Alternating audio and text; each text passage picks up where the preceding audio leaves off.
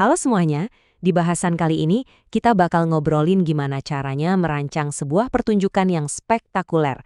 Dan yang lebih penting lagi, gimana caranya supaya kita terhindar dari bencana di tengah jalan. Yuk kita mulai. Pernah nggak sih kalian lihat ada ide keren banget, semangatnya udah membara, tapi kok ujung-ujungnya malah jadi berantakan? Nah, ini pertanyaan penting yang bakal kita jawab. Ini sering banget terjadi loh. Dan biasanya masalahnya bukan karena kurang bakat, tapi karena sesuatu yang jauh lebih mendasar. Oke, coba kita bayangin ya, ada sebuah cerita nyata nih. Sekelompok mahasiswa tari, jago-jago banget, semangatnya luar biasa, mau bikin pagelaran akhir semester. Wah, energinya kerasa banget, idenya ngalir terus. Pokoknya mereka udah nggak sabar buat mulai. Nah, disinilah kesalahan fatal pertamanya. Saking semangatnya, mereka mikir, ngapain sih ribet-ribet bikin rencana, kelamaan, mending langsung latihan aja kan? Jadi mereka langsung lompat ke bagian yang paling seru, yaitu proses kreatif di studio. Awalnya sih asik-asik aja ya, tapi lama-lama kok mulai kacau? Komunikasi macet, keputusan gonta-ganti, dan semangat yang tadinya 100% langsung anjlok jadi stres dan panik. Nah loh, apa yang salah sebetulnya? Oke, di bagian pertama ini kita bakal bedah bareng-bareng, kita lihat anatomi kegagalannya buat cari tahu akar masalahnya. Dan inilah hasilnya kalau nggak ada rencana. Kacau balau, tema ganti di tengah jalan, latihan yang kemarin jadi sia-sia kan? Kostum baru dipesan seminggu sebelum hari H, itu sih nyari penyakit namanya. Dana habis sebelum bayar lighting sama sound, wah bisa-bisa panggungnya gelap gulita. Dan yang paling parah, panggung nggak siap buat gladi bersih.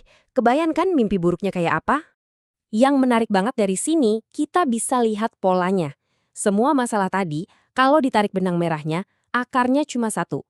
Perencanaan yang gagal total. Konsepnya nggak pernah dikunci, jadwalnya nggak ada, budgetnya ngasal, kebutuhan teknis apalagi, nggak pernah dipikirin dari awal.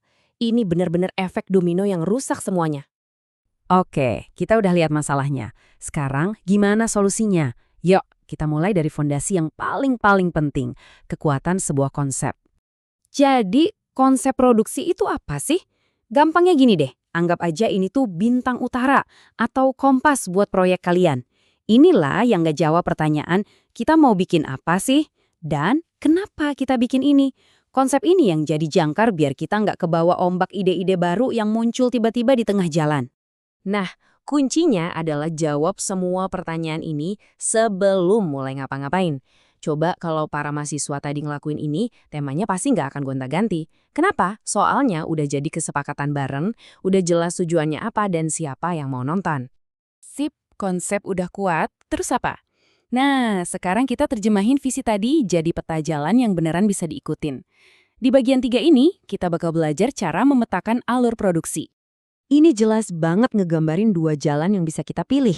Mau ambil jalan pintas, kelihatannya gampang di awal, tapi ujung-ujungnya kacau.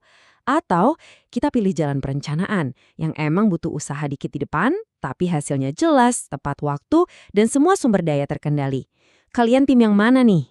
Ini nih, contoh peta jalan produksi yang ideal. Tiap tahap punya tujuannya sendiri. Coba perhatiin deh, bikin kostum itu ada di tahap produksi lanjutan. Masih jauh banget dari gladi bersih. Beda banget sama cerita mahasiswa tadi yang panik mesen kostum seminggu sebelum acara.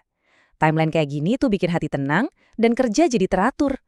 Sekarang kita ngomongin yang super praktis, duit dan alat. Serius deh, banyak banget proyek seni yang gagal bukan karena idenya jelek, tapi yaitu kehabisan bensin di tengah jalan. Yuk kita lihat gimana cara menghindarinya. Bikin anggaran itu bukan cuma nebak-nebak angka doang, tapi harus detail banget. Tiap rupiah yang bakal keluar.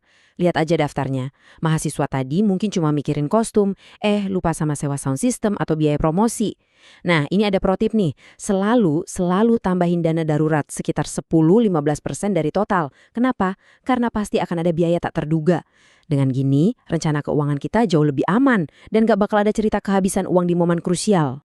Sama juga kayak kebutuhan teknis. Jangan sampai pas gladi bersih baru nyadar, loh panggungnya kekecilan. Atau, waduh kita butuh proyektor.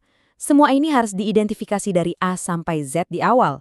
Tipsnya, bikin aja checklist teknis yang super detail, terus langsung ngobrol sama pengelola tempatnya jauh-jauh hari. Ini bakal mencegah drama panggung yang belum siap pas latihan terakhir. Oke, kita udah bedah kegagalan, udah bangun solusinya juga. Sekarang di bagian terakhir ini, ayo kita rangkum semuanya jadi beberapa prinsip kunci keberhasilan. Saya suka banget sama kutipan ini. Ini benar-benar mengubah cara kita mandang perencanaan. Perencanaan itu bukan musuh kreativitas, justru sebaliknya. Dia itu kayak kerangka yang kokoh, yang bikin kreativitas bisa tumbuh subur dan aman, tanpa harus ambruk karena masalah-masalah teknis. Nah, ini dia intisarinya. 5 langkah praktis yang bisa langsung kalian terapkan. Anggap aja ini checklist andalan kalian. Rencananya harus jelas, harus realistis, harus fleksibel, libatkan semua tim, dan jangan lupa dicatat semuanya. Ini resep jitu buat mengubah ide hebat jadi pertunjukan yang beneran sukses. Dan pada akhirnya, ya inilah intinya. Semangat itu penting banget, itu bahan bakarnya. Tapi tanpa rencana, semangat itu justru bisa jadi api yang membakar hangus semuanya.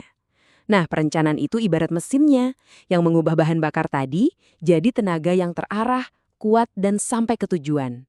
Sebagai penutup, saya mau ngajak kalian mikir sejenak. Coba deh pikirin proyek kalian sendiri, entah itu pertunjukan, event, atau bahkan tugas kelompok. Dari semua yang kita bahas, konsep, lini masa, budget, teknis, bagian mana sih yang paling jadi tantangan buat kalian? Karena tahu di mana titik lemah kita, itu udah jadi langkah pertama buat jadi lebih baik. Makasih banyak udah menyimak bahasan kali ini.